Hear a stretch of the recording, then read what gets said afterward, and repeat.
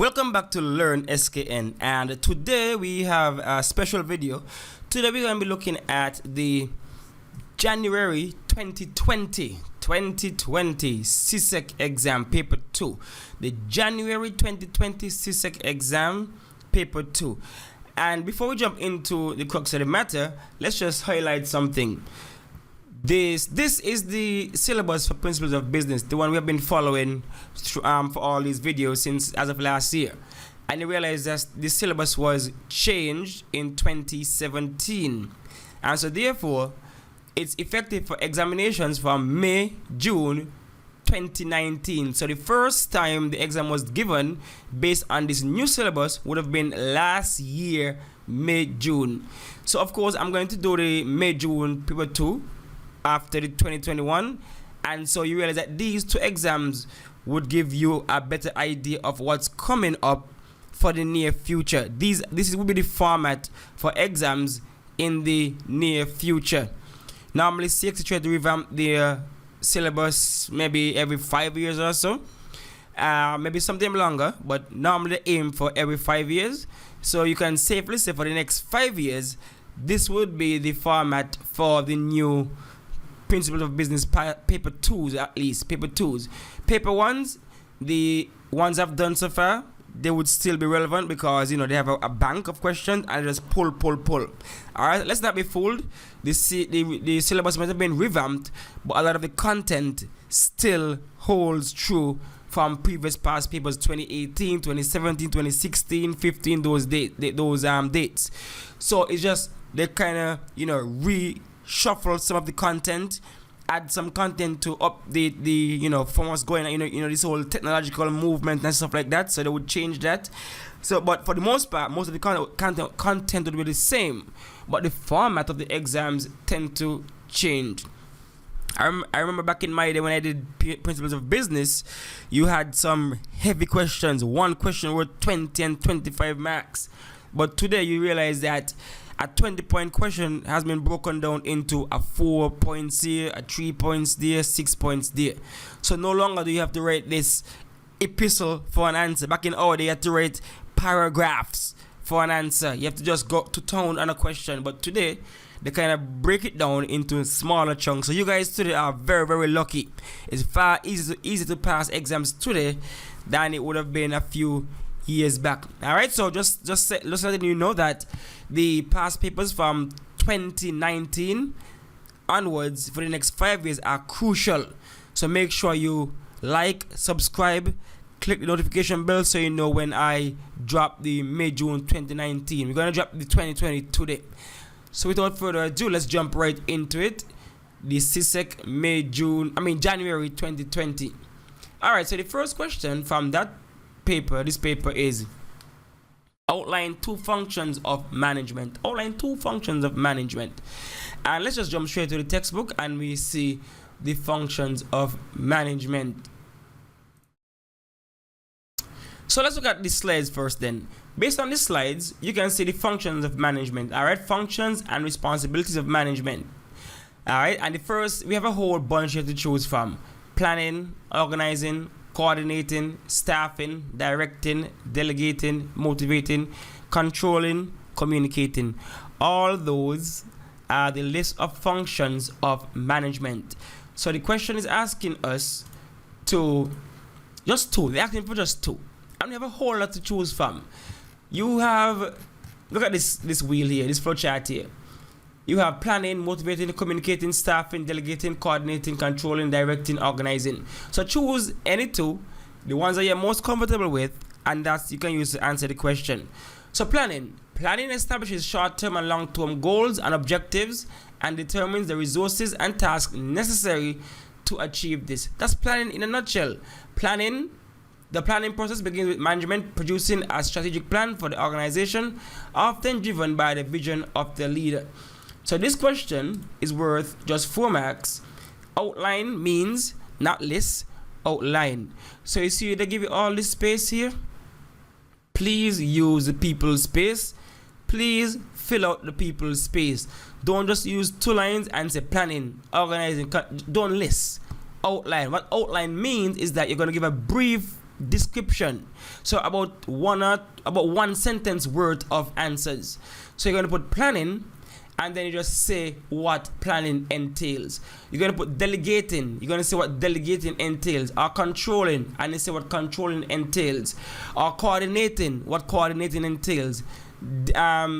Directing, and what directing entails. So you choose two, and you just give a brief outline. For example, if you choose planning, you just state planning establishes short-term and long-term goals and objectives, and determine the resources and tasks necessary to achieve this. So planning is all about outlining what you need to get certain tasks and goals done. That's planning. You sit down, put pen to paper, put something in your head, and you just outline what you need to get certain things done. All resources you need to get certain things done. That is planning as a function of management. And then you have organizing. What is organizing? Management needs to ensure that all necessary resources or factors of production are available and they are effectively combined to achieve the goals of the company. This means assigning clear duties and responsibilities to varied departments, establishing work schedules, allocating necessary resources to the prospective department, and ensuring that the lines of authority or chain of command are clear so that employees are certain as to what their tasks are and to whom they have to report. That's a mouthful. We only want to outline what organizing is.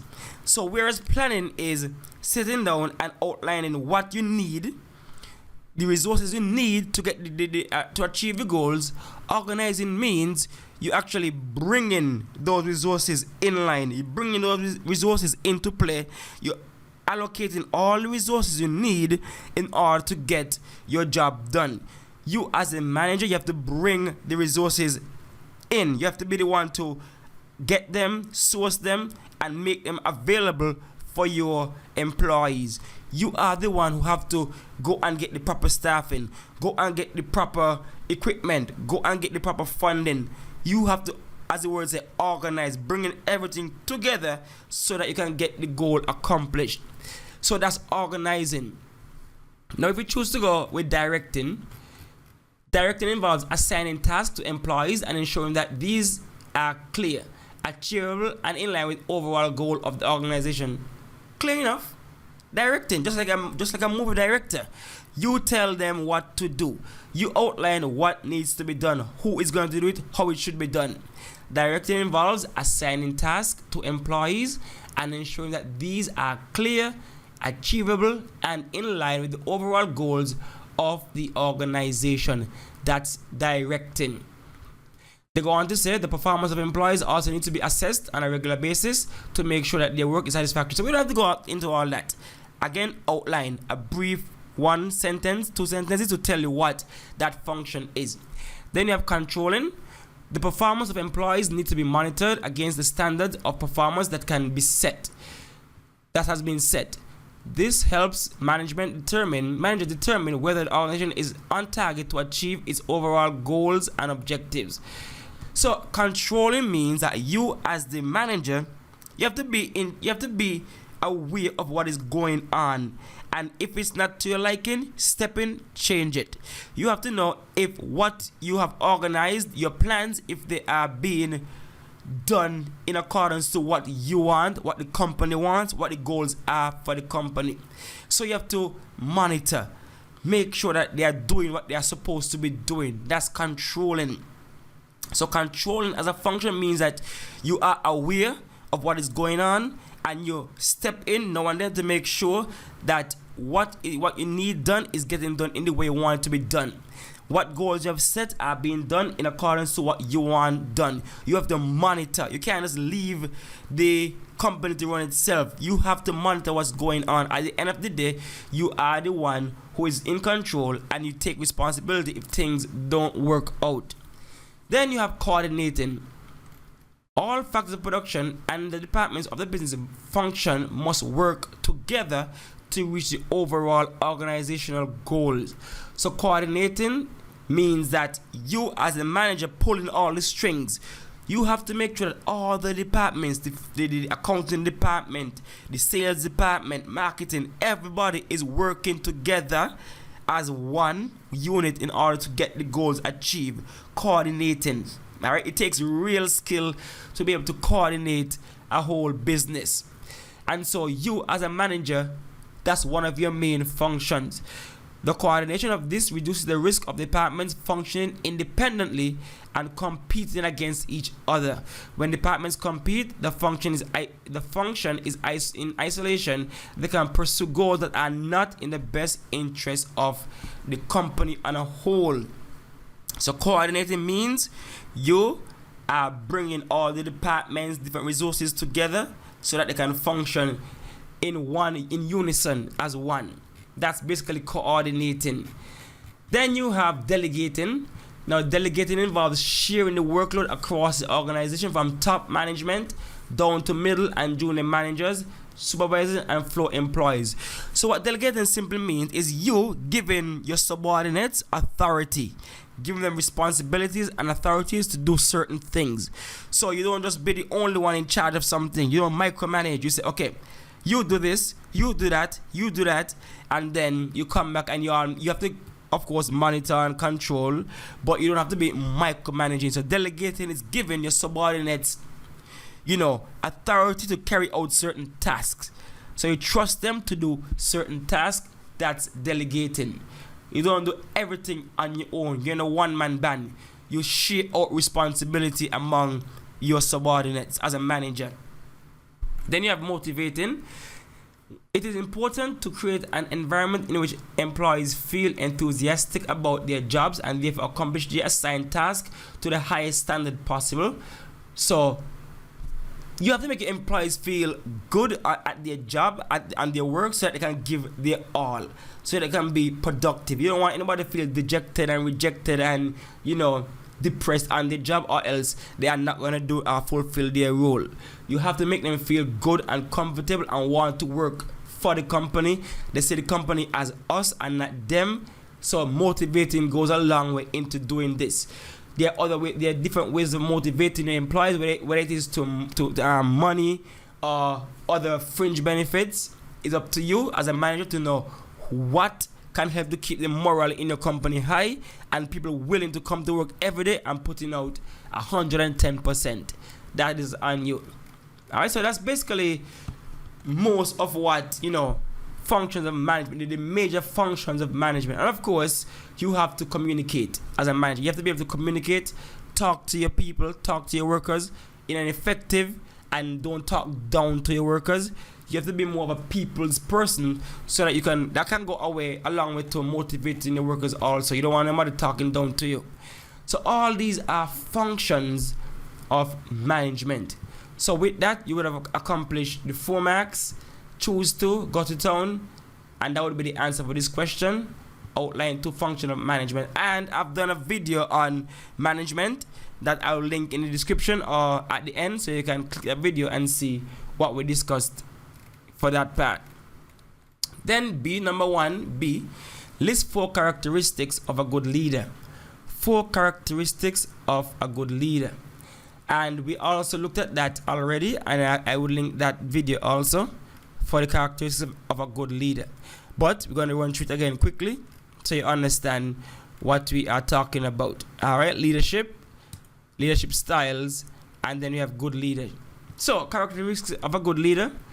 You have good leadership, strategic thinking and planning, creativity. You have to be creative, imaginative, decisive. You have to be a hard worker. You have to be goal-oriented, good communication skills. You have to have integrity. You also have to be honest and fair. All those are qualities of a good leader. So let's look at what they have here for leadership. Leadership is an important function of management, as it helps to maximize efficiency and to achieve organizational goals. So we are going to look at some of the qualities of a good leader. All right.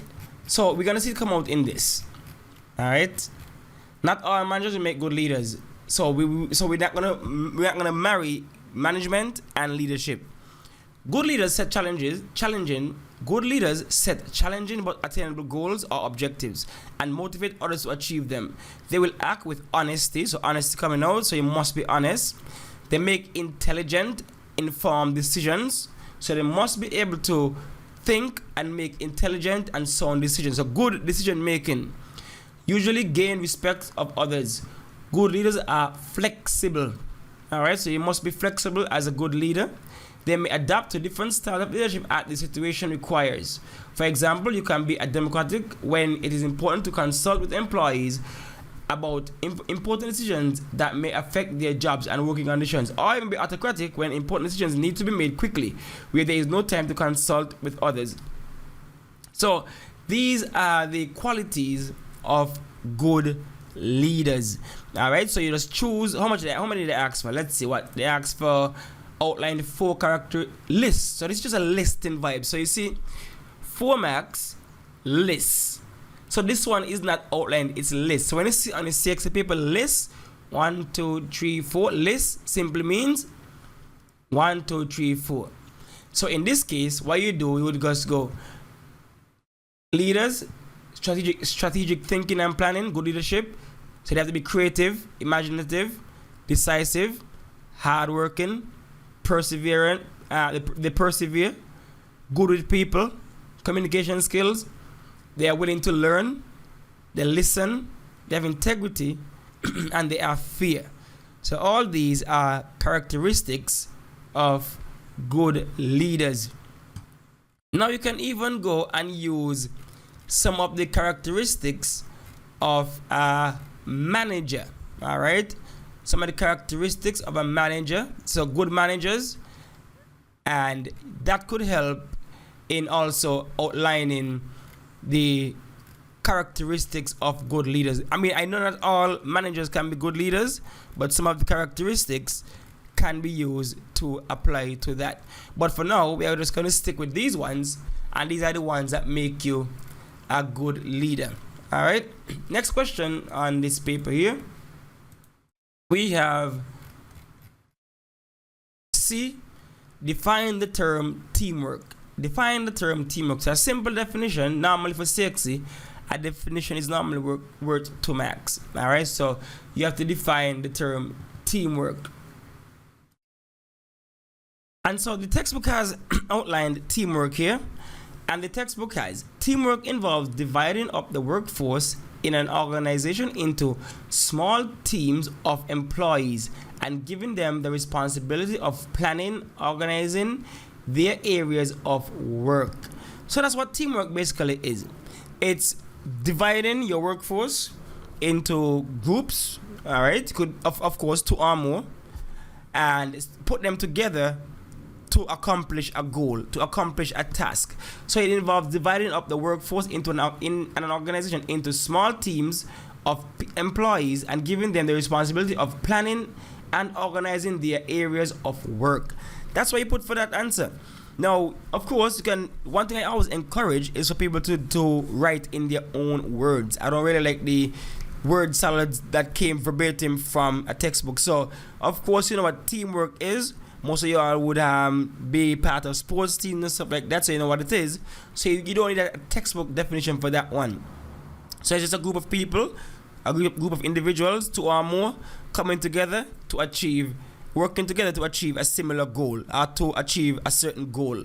That's teamwork in a nutshell. You put that down, you get your 2 marks, and you move right along. No time to waste on that easy question. Then there's a state 4 guidelines other than teamwork for conduct of good relations between management and employees in the workplace. So how do managers and employees get along well in an organization? So we're looking here at industrial relations, the way in which employers and employees relate to each other. So that's industrial relations. So this is state 4 guidelines. So you have 4 marks, state what about 4 sentences, state, and you go. So other than teamwork. So let's look at that right now. Alright, so here in the textbook we see establishing good management staff relations. Alright, so we're gonna outline the 4. To minimize conflict or industrial disputes, managers need to invest in the employees, who are often referred to as an organization's greatest asset. So how do we minimize, how do we have good relations with our workers? Now the first thing you have to do is lead by example. Lead by example. And to me, that's pretty much self-explanatory. You want to have good relations, you have to lead by example. It is extremely important that managers set the tone at the top by maintaining good relations among themselves as leaders and with their employees in turn. When managers model the desired behavior they expect from employees are more likely to comply and see merit in displaying the behavior themselves. The risk of conflict may be reduced significantly. So you don't want any managers butting heads and then displaying that in front of the workers, or else you're going to have problems. As simple as that. So lead by examples, have good working relations with your fellow managers, and so that could trickle down into your staff. Next one, maintain good communication with staff. Managers should actively engage in a two-way flow of communication. When management communicate ideas, employee feedback and suggestions should be welcome. This encourages managers and employees to gain a better understanding of each other and create an environment of mutual respect and transparency, and the risk of conflict is reduced. For example, an open door policy. So of course, communication is key. So you have to maintain a good communication with your workers if you want to have a good relation with your workers. Talk to them. Don't just send down commands and demands and stuff like that and expect them to just follow blindly. You have to communicate. You want to put something into place, a new decision or policy, talk to your workers. Once they're part of the decision making process, it's going to be easy for them to accept it and then work with it. So you have to maintain good communication lines with your staff in general. Then you have provide good working conditions. Of course, you don't want to have poor working conditions in your environment, or else you're going to have poor industrial relations.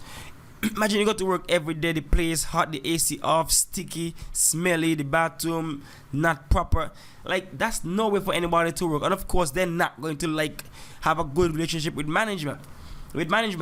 So it is extremely important that managers provide employees with the basic rights to a clean and safe working environment. That goes without saying.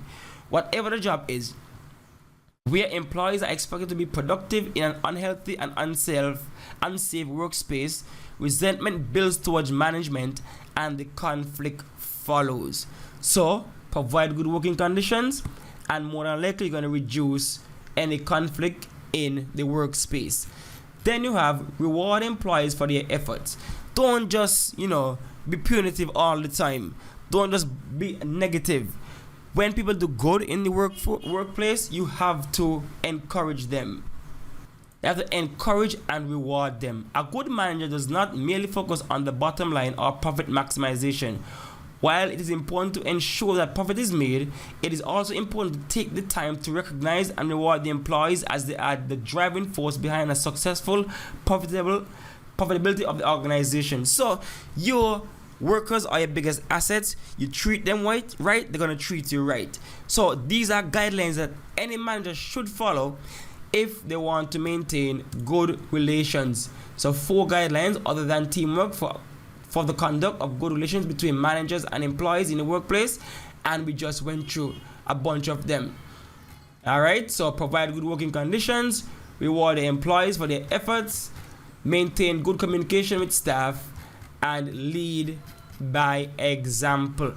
Alright, all those are guidelines in which you can use to encourage your employees. And of course, this last one, establish clear grievance procedures. So you don't want a worker to feel as though they have no way to resolve any conflict. You don't want them to feel locked in and caged in, like something wrong and they have nobody to turn to. You have to establish, okay, if this happens, this is what you do, then you do this, and then you see the outcome. Those are the things that encourage workers to hear their problems and feel comfortable hearing them and their disputes, instead of leaving it to fester, and then you have overall poor morale and poor communication in the work environment. So even under the best circumstances, conflict may still happen. It is therefore important that managers put process in place to investigate and handle complaints and disputes when they arise. Where clear guidelines are provided, the risk of conflict escalating to a point of industrial action is significantly reduced. Clear grievance procedures provide an opportunity for dialogue and amicable resolutions between those involved in the disputes. And of course, encourage teamwork, but that's the one they say that they don't really want the answer to include. Alright, so all those here, how many got? 1, 2, 3, 4, 5. You have 5, but they only ask for 4. So you outline any of those 5, and you state any of those 5, and you should maximize your 4 marks. Alright, let's move on. We're still at number 1. Number 1D. The principal of Hillside High School is concerned about the high levels of lateness and absenteeism among students. She is considering adopting either an autocratic or participatory approach to resolving these issues. Explain how the principal can use an autocratic approach to address the issues. Alright, now participatory is the same as democratic, so don't let them fool you. Same thing. So let's look at autocratic approach first. How can they use that with students? So the autocratic leader tells employees what to do and expect orders to be followed without question. So in this case, the boss would be the principal and the employees would be the students. So in this case, the principal would simply tell the students what he or she expects and then expect the students to follow. So explain how principal can use an autocratic approach to address this issue. Now with autocratic approach, it's normally best when decisions are to be made quickly and there's no consultation with subordinates. There is a clear chain of command. Employees, which is students in this case, are not confused as to who they are to report to. So the students are not confused as to who is in charge. So in this case, your principal, you have students who keep coming late and absent to school. Now you can simply go and tell them what to expect. Look, I expect you to be in school 8:25, whatever the case may be. Some schools start earlier than others across the Caribbean. Some start 7, some start 8, 8:30. So whatever the time is, you'll be like, look, you are expecting in school at this time, and if you're not, these are the repercussions. But you just hand them down. You are expected to be in school all the time. If you're under 16, you are expected to be in school every day. And if you're not, these are the consequences. And the consequences. No consultation, no participatory, no nothing. It's just you, the principal, stating what the rules are, what the repercussions are if you break those rules. Straight up. No questions asked, nothing. You just put down the hammer on these students. This is what you're supposed to do. If you don't, this is what happens. That's the authoritarian way to go. That's the autocratic leader. They say what is to be done, and if you don't do it, what is going to be the repercussions. So you can outline that. I mean, all of us are students, so we know how the school system is, and we know when our principals are being authoritarian. We know when they're just handing on the rules, handing on the repercussions for breaking those rules. And that's how it normally is across the region when it comes to schools and principals.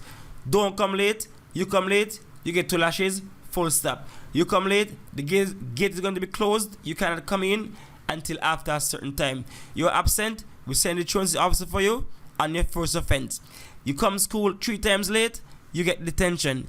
You miss school twice, we call in the parents, have a conference, and that is just how it is. That's it, authoritarian. So that approach can be used, and it's best when you want to make quick decisions and you want to establish who is the boss and who are the subordinates. That's when you use authoritarian. Now that's 3 marks. You outline a scenario like that, and that's 3 marks for that.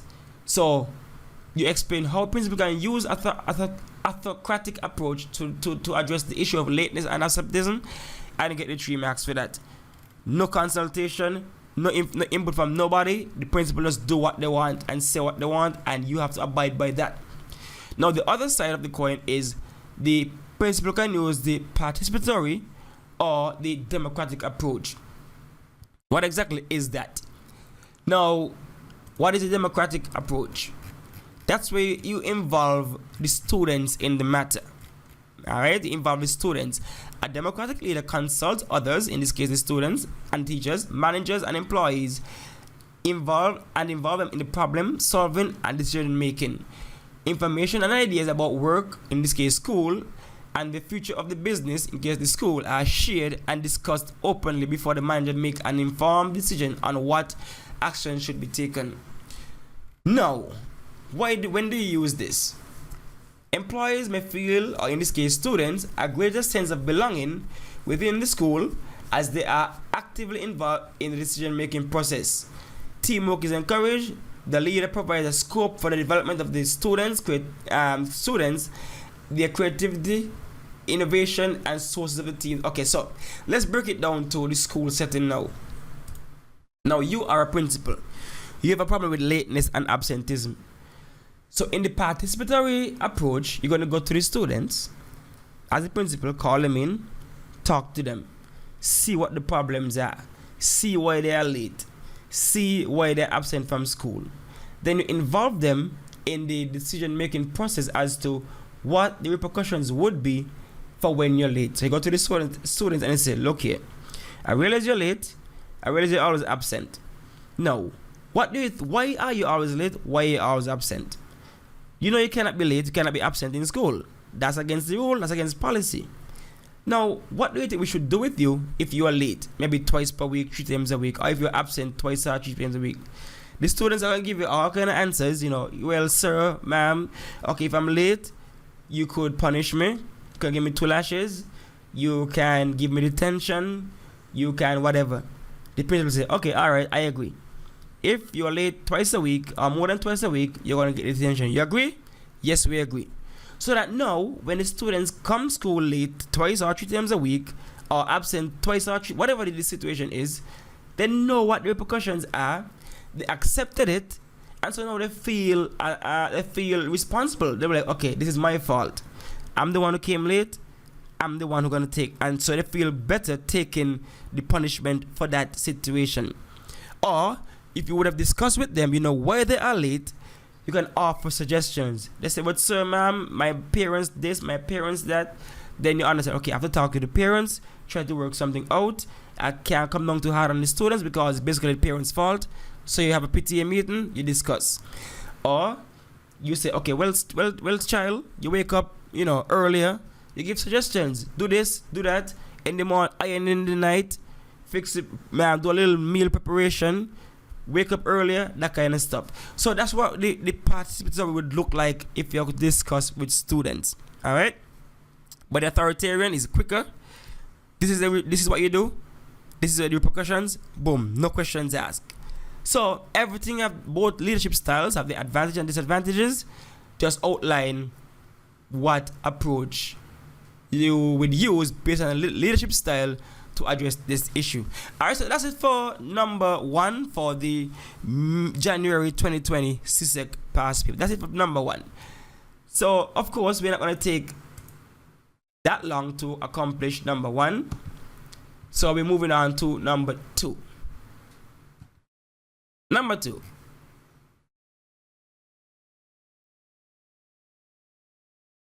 Define the term entrepreneur. Of course, again, I have done videos on all these in leadership styles and those things. So you can look at those videos to get an understanding of how you answer these questions.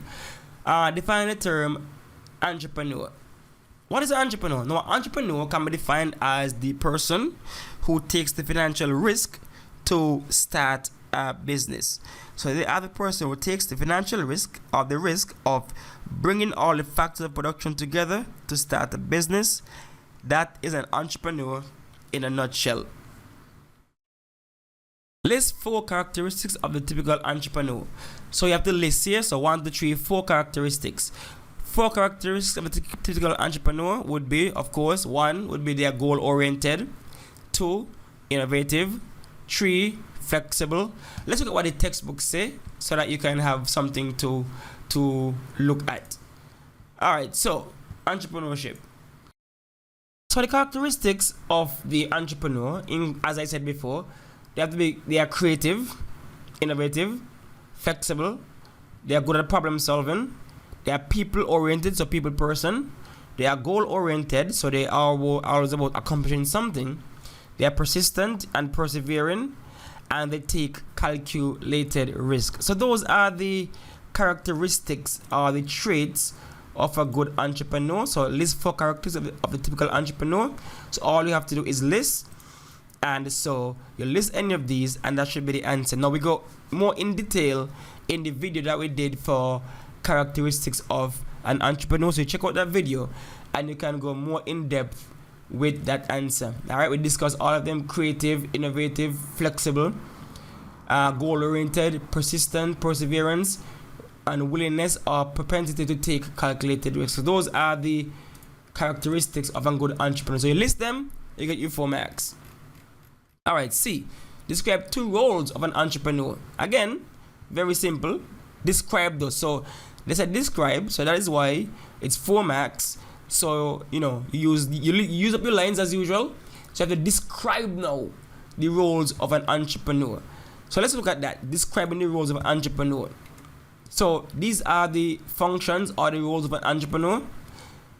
Functions of an entrepreneur or the roles of an entrepreneur.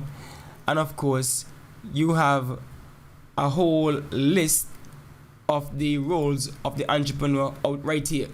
All right. Where we at? Here we go. So you have planning, accessing funds. You have organizing the factors of production. You have evaluating performance, operating business, risk bearing. So all those are the roles of an entrepreneur. Let's look at it on a easier way. So these are the roles of an entrepreneur: conceptualizing, planning, accessing funds, organizing, operating the business, evaluating performance, taking risk, and earning profits. And since we already did a video on this one, so you can go back to the video and see, but since they say to describe, let's describe. All right, let's describe. So let's go from the top. Conceptualizing.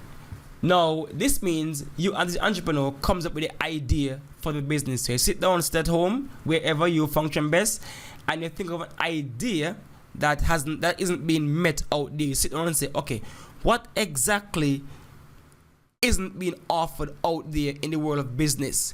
So you bring up an idea, so concept. Think of a concept that you can use in order to start a new business. Or if it's an old business and the idea that it is not being meeting the demand in my area, so I can start the business doing this. Conceptualizing mean bring up the idea for the business. Then you have planning. Of course, planning we looked at earlier.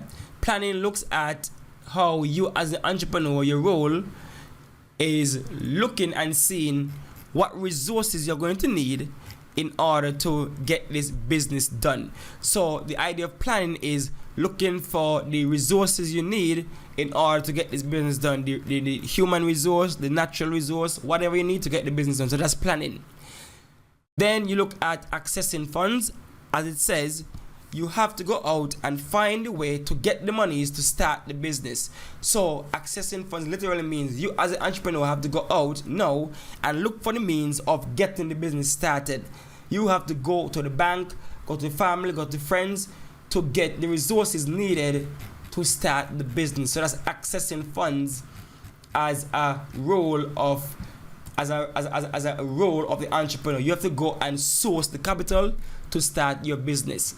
Then you have organizing the factors of production. Again, you have to bring your factors of production together: land, labor, capital, entrepreneurship. You have to be the one to go out and get them all and bring them together in order to conduct your business, in order to produce. So you are responsible for that. That's your role as the entrepreneur. Get the land, get the labor, get the capital, monies, and whatever resources, vehicles, equipment. Bring them together in order to conduct your business. And of course, as an entrepreneur, you have to be able to operate the business. Maybe sometimes you don't do the everyday running of the business as an entrepreneur after you reach a certain stage, but earlier on, of course, you have to be the one who go and operate your business. The entrepreneur needs to ensure that all functional areas are fully resourced and are working together effectively. So you have to pull everything together and you have to run and operate your business. And of course, you have to evaluate the performance of your business to make sure that your goals are being achieved and what you set forth is being met. So all those are the roles of the entrepreneur. And of course, you have to take the risk to actually start the business. So you have to take the risk to start. That's one of your, it's in your definition. You have to take the risk now to start the business. You have to be willing to know that, okay, if it fails, I might lose my money, but I don't mind. I'm going to take the risk, and because if I succeed, I am going to get the reward. So that's a role of the entrepreneur, taking the risk to start your business. And of course, the last one here is earning profit. As an entrepreneur, one of your main goals is to maximize and earn profit in your company. So once you outline any of those, they ask for 2, so you have a lot to choose from, then you would have accomplished C, where you got your full marks. 2, write the people fill up the space. Don't just be stingy. Right. If you write tiny, I understand, but other than that, right. Get your full marks. Alright, D. State 4 reasons why a person might desire to start their own business. Why would you want to start your own business? So this goes back to establishing your business. And so you have reasons as to why you might want to start your business. And you have them here. What did they say? Outline or describe. State. So you just have to state why you might want to start your own business. As a worker, why would I, as a person, why would I want to start my own business? Starting a business, why? And so we have a whole lot of reasons outlined as to why you might want to start your own business. And so we have them here. 1, you have, let's see, self-fulfillment, meaning you running and owning a business can be more satisfying and enjoyable than working for someone else. So you want to feel proud of yourself. You might feel better running the business that you want yourself than to work for somebody. That's just an internal, intrinsically motivated thing. Self-fulfillment. You feel, okay, I prefer to work for myself than to work for somebody. It makes me feel a lot better. So that's self-fulfillment. Self-actualization, that's the next reason for starting your own business. Running a business allows you to feel allows you to fulfill your potential and make the best use of your skills, interests, and abilities. Again, video is done on this. Look at that video to get more in-depth information on that. But for now, we just answer this question in a concise manner because the marks are just 4 marks, and you just have to state. So, self-actualization. Then you have to increase your income, of course, to increase your income for economic independence, for financial independence. And of course, you might feel as though you're not making enough in your job. So therefore, if I go and work on my own, I can make way more money. And so therefore, you start your own business to make more money. Of course, to increase your control of your work life balance, you want to start your own business because you feel as though you're not into the 8 to 4 grind. It doesn't give you enough space to look after your family, that kind of stuff. So maybe you might want to start your own business to decide how much hours you work per day, where you go to work, that kind of stuff. Balance your work life balance. So you start your own business to manage your own work life balance. So all those are reasons as to why you want to start your own business. Financial independence, increased income, increased control of work life, self-actualization, and self-fulfillment. All those are reasons why you want to start your own business. So that's 4 marks once you state any of those reasons. Then the next question asks, explain 2 ways in which an entrepreneur could positively contribute to a country's economic development. Now this one gonna be the chunk of this question. So you have 6 marks, 2. So you know how this maths go. 6 marks, 2. So therefore you have to take 2 reasons and you go to town on these reasons. So you go and you write based on these 2 reasons. And of course, again, very straightforward. Very straightforward. And I'll just show you the outline right here as to how you can positively impact your country. So the textbook here, how enterprise and entrepreneurs support economic development. Now the first one here, collaborating, and we see examples of this all the time, where you have the public sector and the private sector cooperating to get things done. Again, I'm not going to stress this enough. Videos have been done on these topics, so you go back to that video and you will be able to answer this question even fuller. We're not going to go too in depth this time around. We're just answering the question. So first one, collaborating. What does this mean? Entrepreneurs, you work together with the government in order to, enhance the overall economy. So you might put on various, training seminars to help with, unfortunate people who cannot really afford to go to afternoon classes or such. You might be able to put on a recruitment drive, that kind of stuff, to try and employ more people in the economy. So let's look at what they say here. Entrepreneurs work with many organizations when they create new businesses or expand existing ones, including suppliers of materials and equipment, banks, and recruitment agencies. New business creation or expansion will increase the demand for goods and services. As demand increases, this brings extra income and business opportunities. Further opportunities increases competition, and this can boost productivity and or intra and inter-regional trade. Businesses may collaborate to share risk of developing new ideas and technologies. So again, as the word collaborate, you might want to work together with other businesses, other NGOs, in order to help and develop the country on a whole. Work together, develop new technologies that can be shared among different organizations, whether it be public or private, and as such, of course, you are going to enhance the economy on a whole. So collaboration, that's one way to help the economy.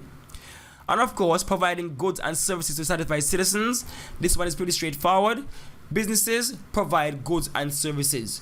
Without them, the goods and services might not exist. The government cannot provide everything that the citizens need or want. You need businesses to provide other things. You look at your country, your island. There are things that the private sector provides, goods that companies provide, that the government just do not provide. Certain services, for example, barbershops, banking services, things that you use as luxury, things you use to relaxation, and even so, even though the government might provide certain things, private sector provide more and at a more efficient rate, a more efficient level. So it is very straightforward.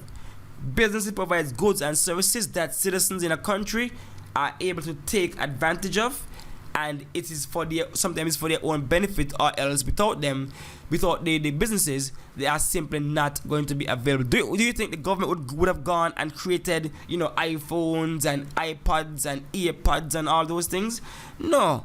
The government, I know NASA would create certain technologies that trickle down into civilian life, but for the most part, a lot of the consumer goods that we use, they are only used within the home because a company went out and saw the need for it and provided it. So that's one way in which the companies help the economy. And of course, the obvious one is job creation. Companies create jobs, full stop. But of course, you have to expound on that. The entrepreneurs use their ideas to come up with new ways, new technologies, new jobs, and so they expand the job market in a given country. The civil service can only provide so many jobs.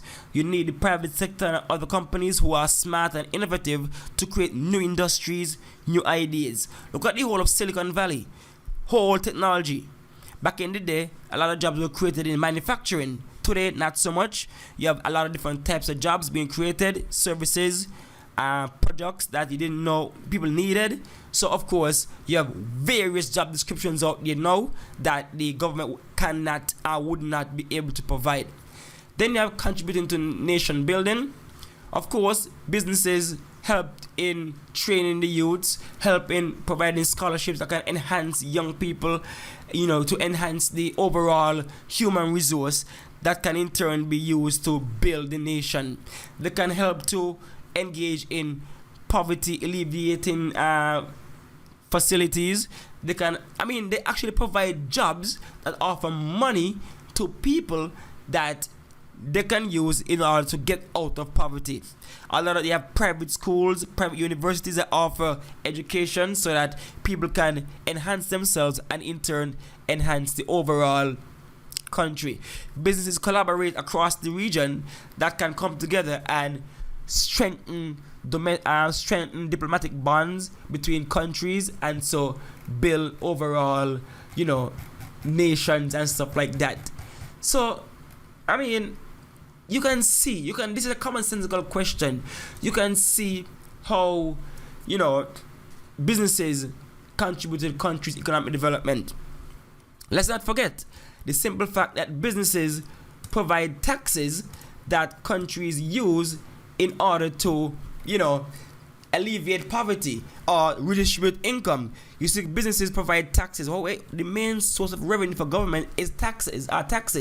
So when you have a government paying, when you have a business paying X amount in corporate tax, import tax, that kind of stuff, those taxes are used to help sustain the economy, help to build the economy, help to provide welfare services to, the people, the citizenry. So, of course, taxes. More businesses, more taxes, the government have opportunities to build the economy stronger, make life a little better for citizens in the country. So, all those are ways in which government businesses enhance the overall economy. So provide jobs, collaborate, they provide taxes, they help to build a nation, they offer goods and services. All those are ways in which all those are ways in which entrepreneurs could positively contribute to a country's economic development. So you choose to go to town, fill out the blanks, and that would be it for number 2. So we'll stay here for now. It's almost running 1 hour long. We don't want it too long. So we'll stay here for now and we'll pick right back up from number 3 next time. Right here on Learn SKN. So you know what to do. Like, subscribe, and of course, hit the notification bell so you know when part 2 of the January 2020 CSEC Principles of Business past paper exam has dropped. So click the bell, like, subscribe, and of course, share. Don't be selfish, share. Alright, thanks for watching, thanks for listening.